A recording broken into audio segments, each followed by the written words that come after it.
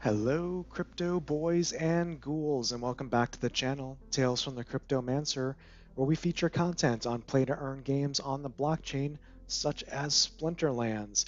In today's video, what I wanted to do is further talk about the games within the game of Splinterlands, and talking about really how there's a lot of ways to not only play the game but to earn money, play to earn within Splinterlands that many may not be thinking about or even be aware of.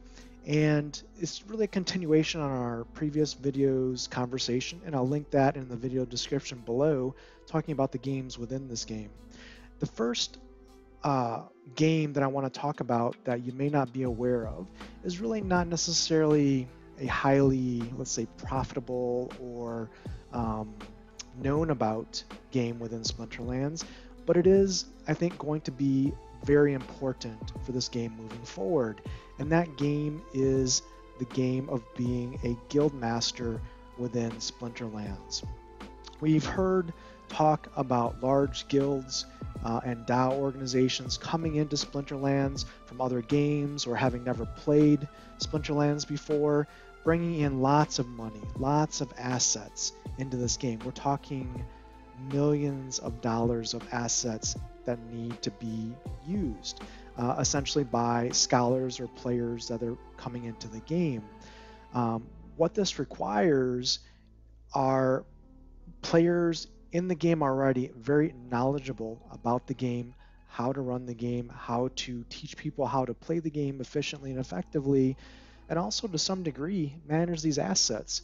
For example, if you were a new business owner, and let's say you bought a franchise of McDonald's restaurants. Let's say you bought 20 McDonald's restaurants that need to operate on a daily basis, almost 24 hours a day, right? You need staff, you need management, you need leaders to make sure your business operates and generates you income, revenue, and ultimately profits. The same thing is true with new guilds coming into Splinterlands and bringing these assets and expectations with them. They're going to need leaders. They're going to need boots on the ground that can put their assets to use, manage those assets, and generate ultimately profit for the scholars and themselves, right? So this, I think, is going to be a huge path forward for many of us already in the game today. And I think this is going to be a very interesting evolution for roles. So be on the lookout for this. I think there's going to be some big deals made, some big needs, and some big requirements moving forward. I also want to discuss the topic of land barons within Splinterlands. If we look here at Hive Engine, this is the market for plots of land. Now, plots of land here, you can see they're selling for over $900 for a plot of land. Now, you or I could go in here and buy land, even though it's not an active feature within the game, but it will be moving forward. Certainly, we expect it in 2022 here, in the year ahead. And what this game mode unlocks is new opportunity and new game modes for players. Maybe you don't enjoy the card battling feature of Splinterlands. Maybe you would prefer to resource manage things within a game like crafting assets and production. And maybe that's more enjoyable for you, or maybe you don't have the time to do the competitive tournaments or ranked battle play every day. Maybe a land baron aspect of Splinterlands is something that would be of interest to you. So buying land, owning land now, getting land, for example, on Hive Engine could be an option for you. Or once land goes live, renting land. And again, similar to the Guildmaster role within Splinterlands, being able to be a land baron and manage lands for others. For example, if others have bought tracts of land, 100 plots, regions, thousands plots, they're not going to be necessarily in the game being able to manage that, so they're going to need help doing so. And as such, that's going to be another game mode that will provide um, growth and opportunity for profit from a play to earn perspective for players in the game. Uh, Also, it's just worth noting, I mean, the plots of land, are selling for over $900 on Hive Engine at the moment. These same plots of land, just about maybe 2 months ago, were selling for less than $500. So if you speculated on land plots at that time, you would have essentially doubled your value in your holdings by just buying land and holding it, similar to real estate market in the real world. So again, this is another mode that probably doesn't get enough attention right now just because land is not live. Now, the third game within this game I want to talk about has to do with cryptocurrencies. And I know, we're on the blockchain, it's a play to earn game, but we don't always think about the implications of cryptocurrency. And I think there is actually a play here where if you're a savvy crypto investor, maybe on the side, playing Splinterlands in a play to earn capacity also gives some opportunities to kind of play the market a little with your crypto day trading itch, perhaps. And here's an example.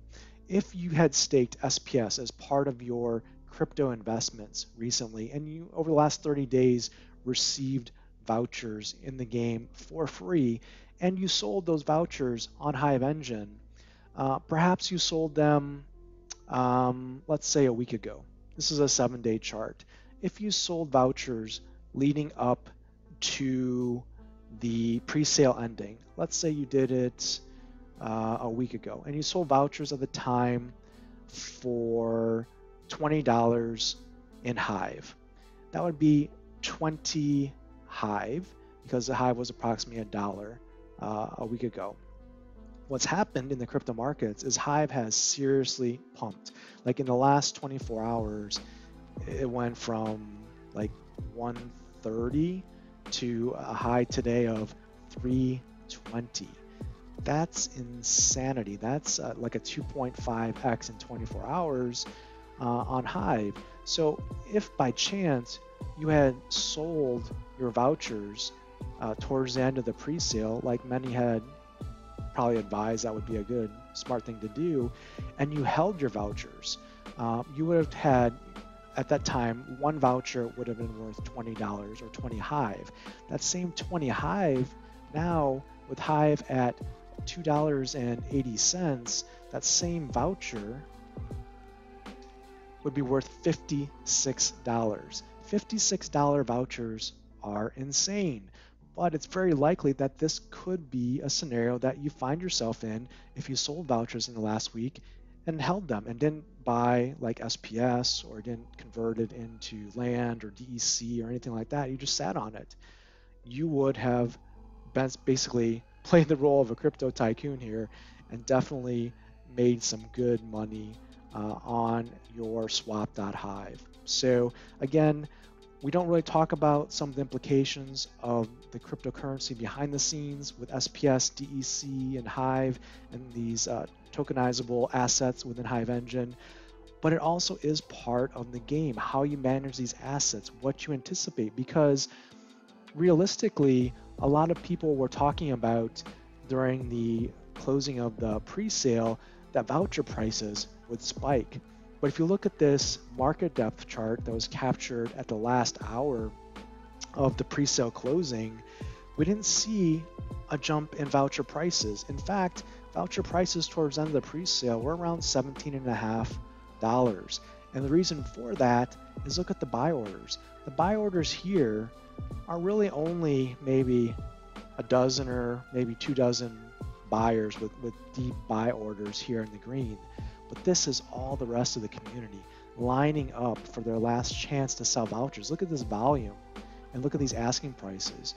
So what we saw was essentially downward pressure on the voucher price due to just the volume of people trying to sell their vouchers last minute. But what we also saw, if we look at the Hive chart here, look at the volume, and I probably need to do a better job of zooming in here, but look at the volume of Hive, just even in the last 24 hours. Volume of 1.5 million right here. And look at the typical volume of Hive, 300,000, 81,000. So if you were a savvy crypto, technical analyst, TA, guru, or investor, you might have predicted that it wasn't the voucher prices that were going to spike during the pre-sale closing, but rather Hive would spike because vouchers must be purchased using Hive. Now, one would have thought perhaps that these whales would have purchased Hive well in advance of the pre-sale, so they didn't have to deal with the spike in the price of Hive. But I think what happened is the competitive auction nature of the pre-sale kicked in, and people who maybe thought 15,000 vouchers would be enough to guarantee them the legendary summoner realized that all of a sudden they needed a couple thousand more vouchers and packs to seal the deal, so to speak. So, we saw huge volume increases on the buy side, which put huge buying pressure on Hive, which certainly spiked Hive yesterday. But even in lieu of that, today it continues to rise.